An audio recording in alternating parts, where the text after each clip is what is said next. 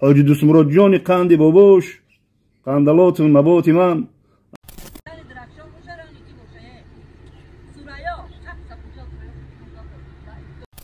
بابای بلاگ قطعی صحبت که ازدای ای در غریبی رفتی اولفتا میشیدی پریاد داشتنی بچه میشیدی ایو چا من قطعی تکو باید گرد نزنم ایو چا هوای تو دبرم مقصد خوشا فقط بابای بلاگر میگیره اینو با کمپیری بلاگر هم داریم آدم ندارم گفت کو ندارم میشود و انمی قانون آدم باید خونه کنه دوستای خدا پیغمبرا همه دوستای خدا در خسکپه زندگی میکردن اول در خسکپه این خلق که همین قدارن یک بار خدا و ابلغ نمیگیرن همون انسانا را میپرستن که خیر میکنن سری صغیرهای کمبغل سیله میکنن.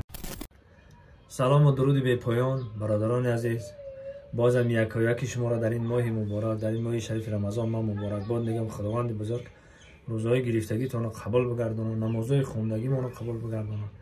پاک و پروردگار هم وقت در پناه اسمت خلص نگهبان باشه. هر وقتی که اینترنت میدروی بابای بلاگر خیلی که ما تاجیکا یک مطال داریم دارم یک گپ داریم که همه ایخت کلونه نوابسته و چند کاردانه چند میفهمه نمیفهمه ما همه رو در پیری کار میگیم. اخمون کلان که باشه در چی میگیم ای پیری کاری تر همه خیلی است. ما که احترام و ایروی همه طرفه ما احترامی تاجیکا همه که ما همه ایخت کلانه در اکا میگیم پیری کار میگیم.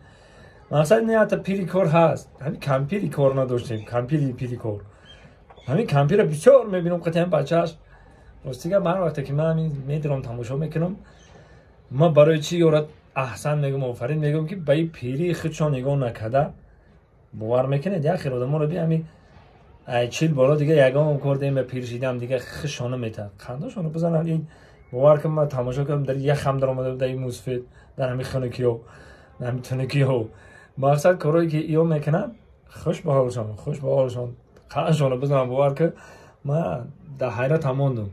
این کمپی رو بی میگه اوچه میگه بازار نمیره میگه پامیدور قیمته میگه بچم دو میگیریم تمام دو مقصد خنداشونو بزنم. ایروی سین سالشون نگاه نکرده ایروی مقصد که اینقدر زنده دیلن من خوش به حالشون میگم.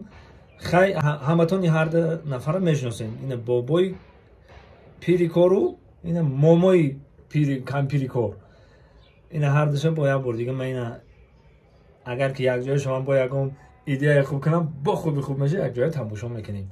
باقی سربلند و خانواد باشین خداوند یارو مددگارتان زنده باشین برادرها. خیلی که در کلام اومد گفتم من میره به گپ زنم یک این بابای قند قطعی کمپیری قند زنده باشین سربلند باشین خدا نگهبانتون سربلند باشین.